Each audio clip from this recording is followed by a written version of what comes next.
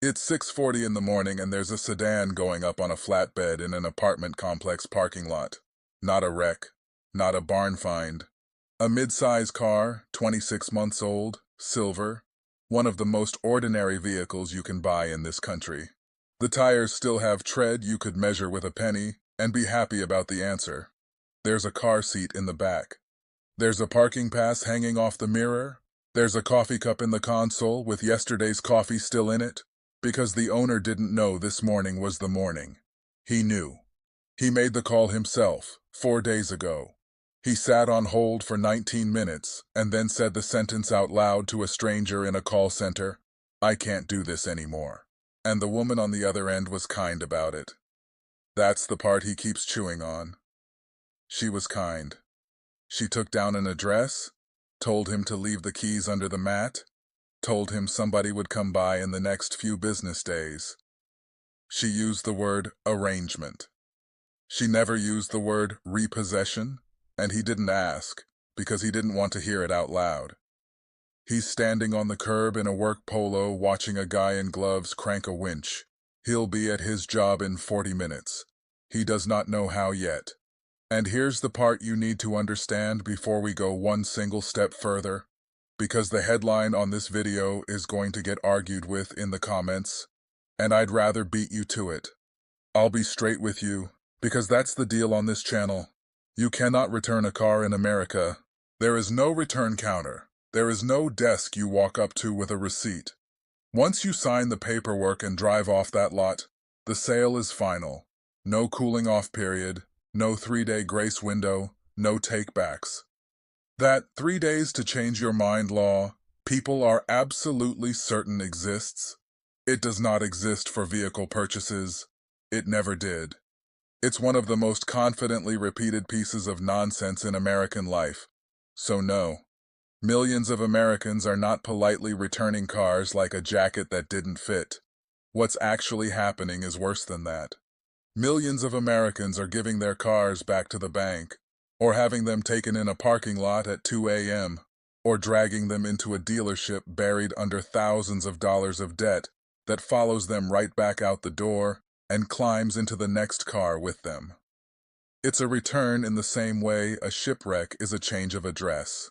By the end of this, you're going to understand exactly how a $42,000 car turns into a financial trap in under 3 years, how to see the trap before you're standing in it, and how to climb out if you're already in it, which, statistically, a lot of you watching are.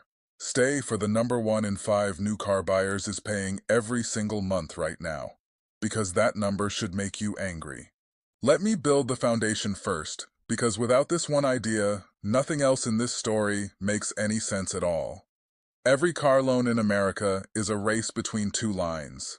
The first line is what your car is worth. It only goes down. It never goes up. It doesn't care about you. The second line is what you owe on it. It also goes down, but far, far slower than you think. The finance people have a term for the gap between those 2 lines. They call it negative equity. Forget the term. It's jargon. And jargon is how you get talked out of your own money. It means one thing. You owe more than the thing is worth. Here's why that gap opens up. The moment you drive off the lot, a new car sheds value fast. Roughly 10% in the first week. Often 20% or more by the end of year 1. It's not a scandal. It's just what happens the second a car stops being new. It's the single largest one-time loss most families take on a purchase that isn't a house. But your loan doesn't know that and doesn't care. In the early years of a loan, the majority of every payment you make is interest, not principal. You're paying rent on the money before you're paying off the car, so the value line drops like a rock. The debt line drifts down like a feather. And for the first 3 or 4 years of a long loan, you owe more than the car is worth almost the entire time. Now, your grandfather never had this problem. Not because he was smarter, because he financed a car over 36 months. A short loan attacks principal fast enough to stay ahead of depreciation. The lines cross early. By year 2, he had equity. He owned something. The engineers didn't change. Cars didn't suddenly start rotting faster. What changed is the loan underneath the car. And in 2026, the loans underneath America's cars have been stretched, thinned, and loaded to a point this industry has never seen before. That's the machine we're taking apart today. Not the engine, the paperwork. Because the paperwork is the part that's failing. Start with the sticker, because everything downstream flows from it. The average new vehicle in this country now runs right around $49,000. Say that out loud. $49,000. That's the average, not the loaded one, not the fancy one. The average. And here's the thing about that number that people miss. It didn't get there because of inflation alone. It got there because the cheap car was quietly killed. Walk onto a lot and try to find a simple, honest, small sedan. Cloth seats, steel wheels, a small screen, a four-cylinder that doesn't have a turbo bolted to it. You will not find it. Not because nobody wants it, because there's no margin in it. 20 years ago, you could buy a brand new economy car for what a decent used one costs now. Every manufacturer had one. Then somebody ran the numbers and figured out that the same factory, the same labor hours, the same dealer floor space could produce a crossover instead, and the crossover carries thousands more in profit for essentially the same engineering underneath. So the sedans got discontinued, the compacts got discontinued, the trims went up, and the entry point, the actual physical on-the-lot entry point, floated up toward $35,000–$40,000, while the median household income did not float up with it. And I want to be fair here because fairness is the whole point of this channel. Nobody held a gun to anybody's head. Nobody forced you into the higher trim. But when the honest option quietly disappears from the inventory, when the only cars physically sitting on that lot start at 35, the choice you think you're making was made for you months earlier, in an ordering meeting you were never invited to. Now watch what buyers do when the price outruns the paycheck. They don't buy less car. Sales prove that.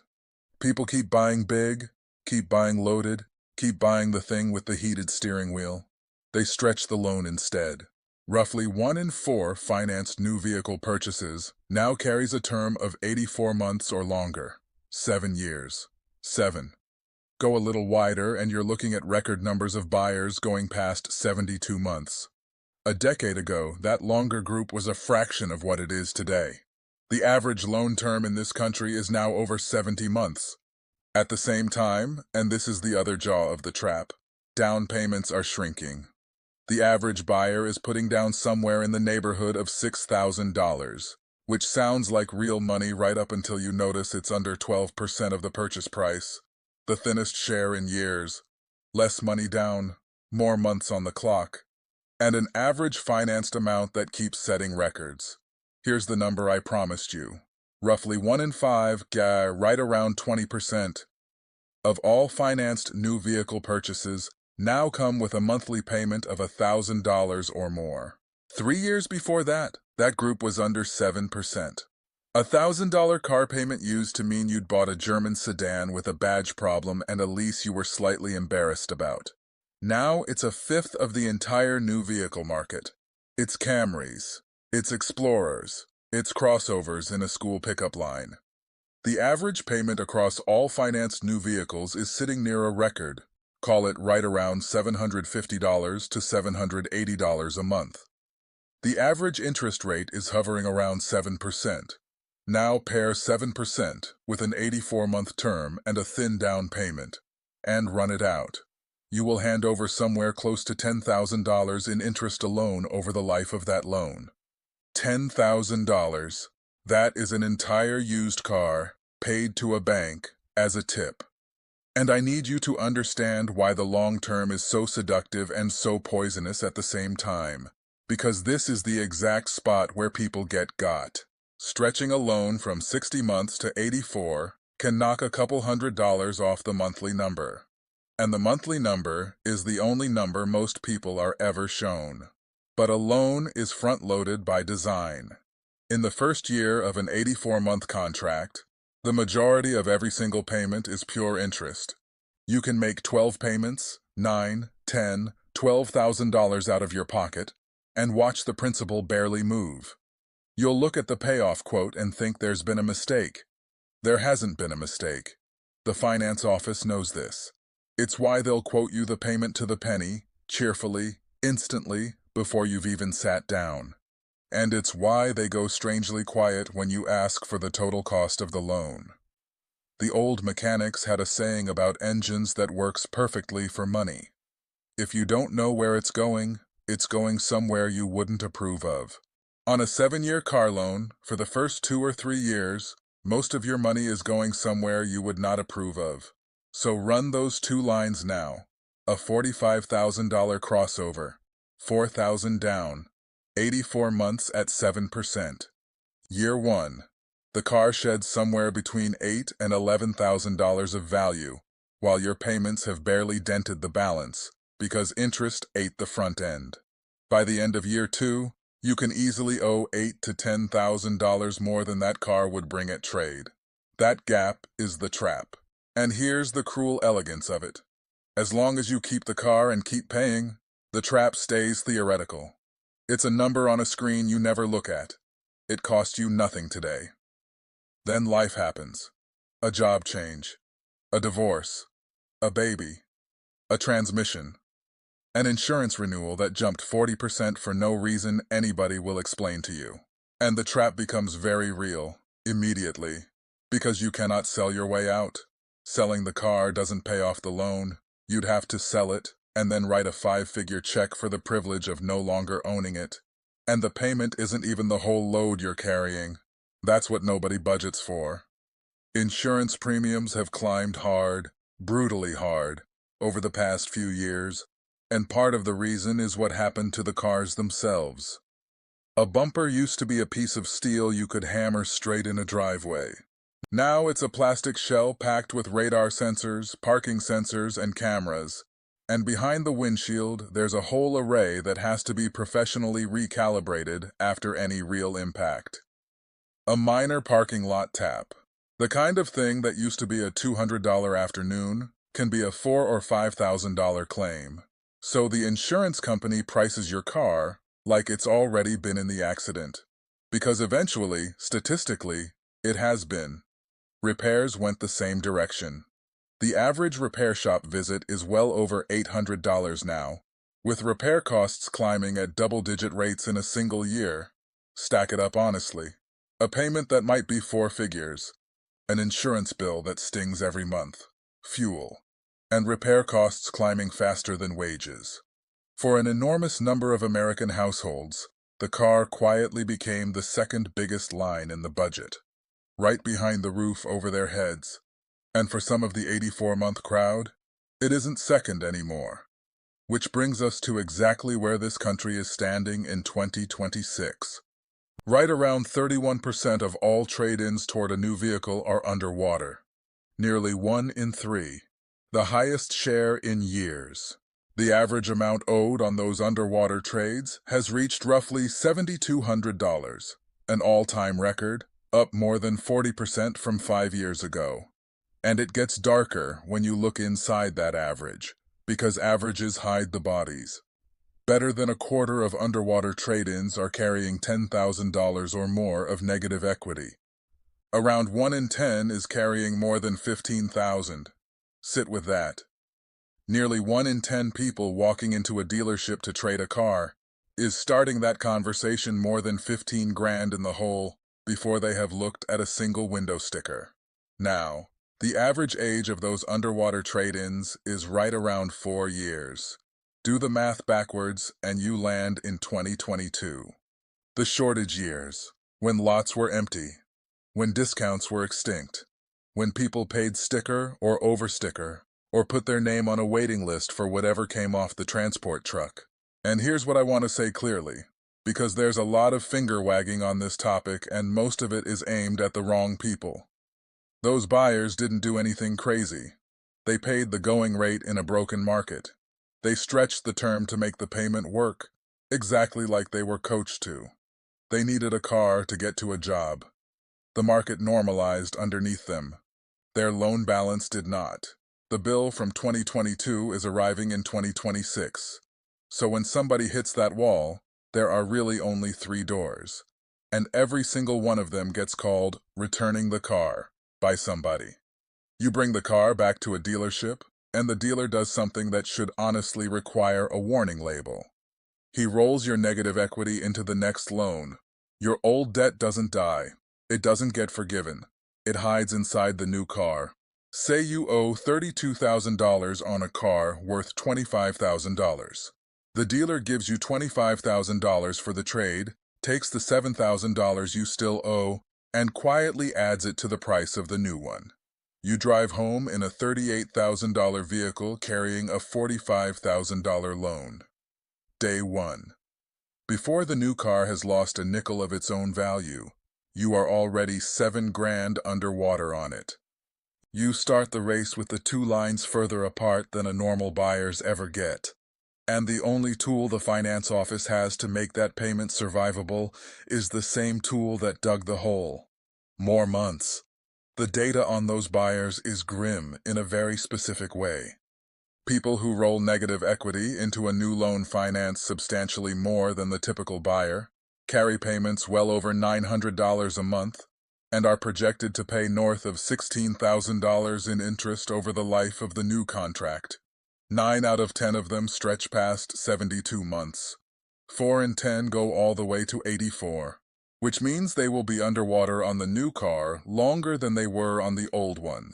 That's not an exit. That's the same trap with fresh paint and a new car smell spray. This is the one actually surging right now. Search traffic for phrases like, "give my car back," has been climbing for 2 straight years. You call the lender. You tell them you can't do it. You hand the car over before they come and take it. It feels honorable. In a way, it is. It's the choice of somebody trying to do the right thing with bad options. But I'm not going to lie to you about the mechanics, because you deserve to know what actually happens next. The bank does not forgive the loan because you were polite. They haul your car to a wholesale auction. And here's the detail almost nobody understands until it's happening to them. A wholesale auction does not pay retail. Your car might list for $22,000 on a dealer's website. At the auction lane, it sells to a dealer or a fleet buyer in about 90 seconds for thousands less than that, because the buyer needs room to recondition it and make his own margin. The hammer drops. Then the lender subtracts the towing, the storage, the auction fees, sometimes the cost of cutting a new key, and applies whatever's left to your balance. Whatever remains is still your debt. It has a name, a deficiency balance. On a deeply underwater car, it can run $8, $10, $15,000, and the lender can sue you for it, and garnish your wages to collect it. On top of that, a voluntary surrender lands on your credit report as a repossession.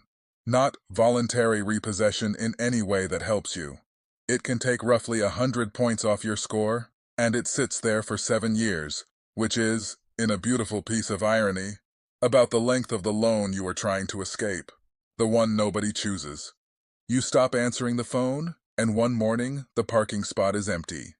And if you think you can outrun this one, you need to understand how the recovery business actually works now, because it is not a guy with a clipboard sitting on your street.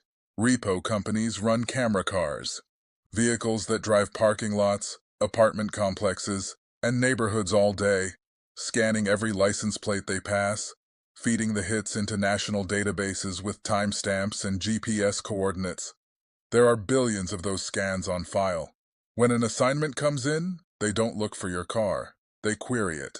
And plenty of newer vehicles will report their own location to the lender through the same connected services that run your navigation and your app. The car you're hiding is wearing its own tracking collar. They know where it sleeps. They know where it works. It gets lifted at the grocery store, at your job, in front of your kids, whenever the route lines up. Then you're paying the recovery fee and daily storage on top of everything else, just to get your tools and your car seat back out of it. And this door is swinging hard right now. The share of subprime borrowers at least 60 days behind on their auto loans has hit levels not seen in more than 3 decades of tracking. Vehicle repossessions have climbed to somewhere around 1.7 million in a year, the most since 2009. Read that however you like. The last time this many Americans were losing their vehicles, the entire banking system was on fire. This time, there's no crash on the news. There's just a monthly payment that quietly grew until it was the size of a mortgage from 20 years ago, and paychecks that didn't grow with it. Now here's the part that actually matters. Because none of what I just described is an accident, and none of it is a mystery. A dealership does not make its real profit on the car. The margin on the metal is thin, genuinely thin. On a lot of vehicles, it's a couple percent.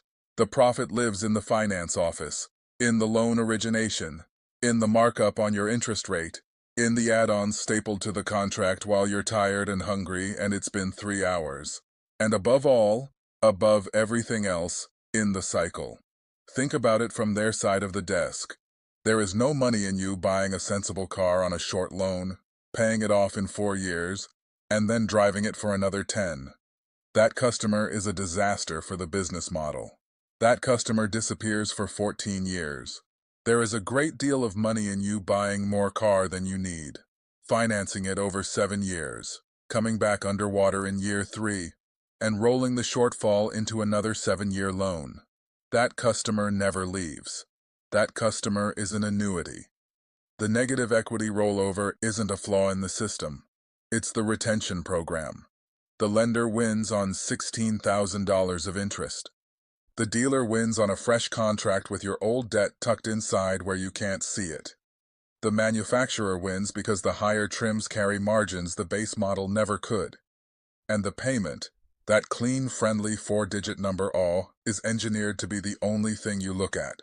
Because a payment can always be massaged with 3 little words. Just extend the term. Nobody in that office is twirling a mustache. There is no conspiracy meeting.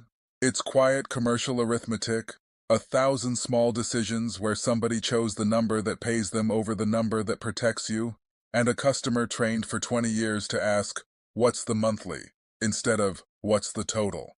The car stopped being the product a long time ago. You are the product. Your signature, renewed every 36 months, forever. And here's what I keep coming back to, standing across from that flatbed at 6:40 in the morning. A car is one of the last genuinely useful machines a regular person can own outright. Maintained decently, a modern car will run 200,000 miles without drama. The machine is engineered to outlast the loan 3 times over. We took the most durable object most families will ever buy, besides a house, and we wrapped it in a financial instrument designed to make sure you never actually finish owning it. Your grandfather's car was paid off before the first rust spot showed up. It sat in the driveway as a paid-for asset, a tool that owed nothing to anybody. When it needed $400 of work, that was just Tuesday, because there was no payment stacked on top of it. The modern car, for millions of people, is a rented monthly payment with cup holders. That's the real loss.